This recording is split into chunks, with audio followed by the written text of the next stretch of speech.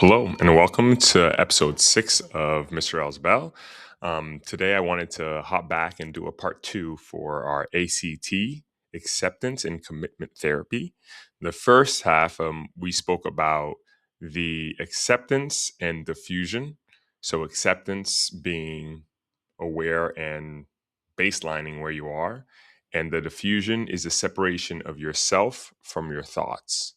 Okay, the next two things that I wanted to talk about specifically were going to be values and committed action. And I think that committed action is that part that I really, really like this for, and the fact that it comes right after the values. So you're really trying to first, let's focus on one thing at a time. Values. What we're asking for you to do is to come up with your own values. What are your values that are not fed to you by the society around you or others? What are the things that you value yourself? What is important to you? And it's really different depending on everybody. And the thing about it is it's hard because you are quietly, constantly told whether something is of value or not of value. And that is really, you can see that the way that things are presented, the way that things are worded, the way that things are highlighted, what things are emphasized, what things are not, what things are spoken about, what things are ignored.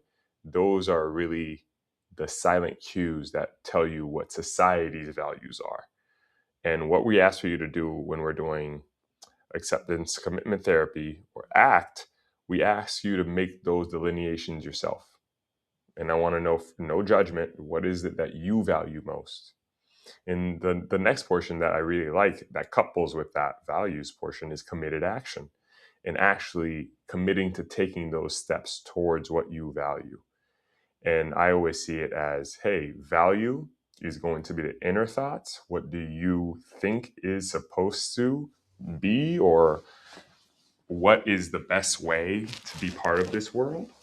And the committed action is going to be that corresponding action. How are you going to show that exactly? So, say somebody's value is taking care of the less needy. If somebody says that as a value, then you can go ahead and go to the committed action and ask them exactly how are you showing that? What are you physically doing for you to show that, hey, this is something I value and this is how I'm putting my 2 cents in? So the committed action part is kind of making you walk the talk. Yeah, you can't just talk it. They're making sure that you actually are taking actions towards those values that you delineated for yourself.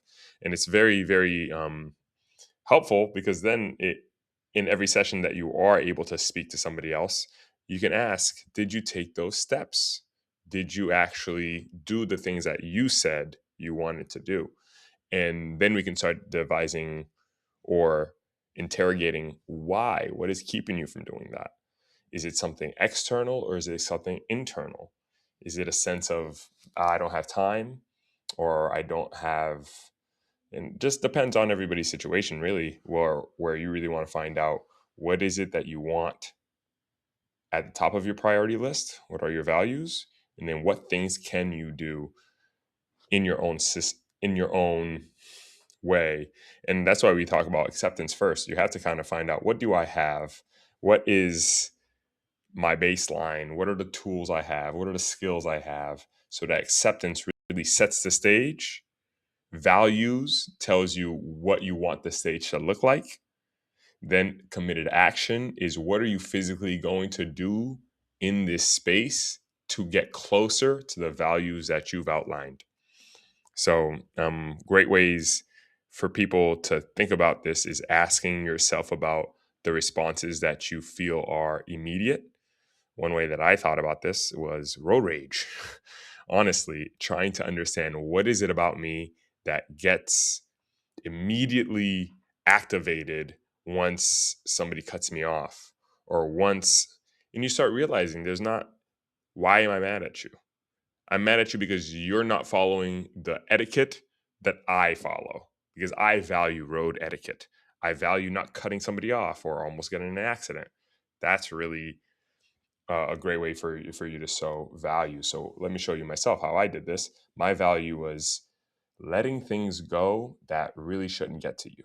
So when things were going, when I was driving at least, so if you're in Boston, you know it's kind of tough.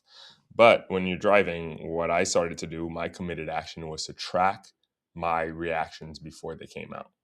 So what I would do is once somebody cuts me off, and you first feel the little jolt of in your chest. You just want to yell. You want to say something.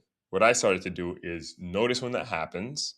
If that happens, or if I start finding myself trying to curse the other driver, I take out a clicker and I click it. And my whole committed action was to see how often these instances in the road would affect my inner peace, and to say, okay, today it was 17. And then you have a number to start telling yourself about, like, hey, that was a lot of times that you're upset or you got frustrated. Let's talk about what should we do when it happens. And what one thing I've started to come up with actually was, hey, just give them an excuse. And one presenter, and I'm so sad I'm forgetting his name. He's a really good BCBA presenter. He talks about there's always a choking car in the back, a choking kid in the back of the car. So he was speaking about a time that he was driving. The car in front of him was at a red light, then it turned green, then he didn't go, and he's there honking, yell at the car, get going, come on, what's wrong with you? And later you find out that there was a kid in the back seat that was choking. So what that really told me and really made me do was give them an excuse as to why they're doing that. Maybe they're doing it because they're late for something. Maybe there's an emergency. Maybe they didn't see something. Maybe something is happening that you're not aware of. And it may be why you see their behaviors not follow the etiquette guideline that everybody else does. So that was my example of me outlining my values, then taking committed action, and then going towards a less reactive driving time. I don't want to be as reactive, and I don't think anybody really likes to, but that's for everybody else to decide. But I want to wrap this video up. Thank you very much for listening and helping us cover the next two portions of ACT, values and committed action. I will see you guys at the next episode. Remember, this is Mr. L's from Mr. L's Tutoring and Enrichment, where a passion for teaching meets the science of behavior. All right, I'll see you guys next time.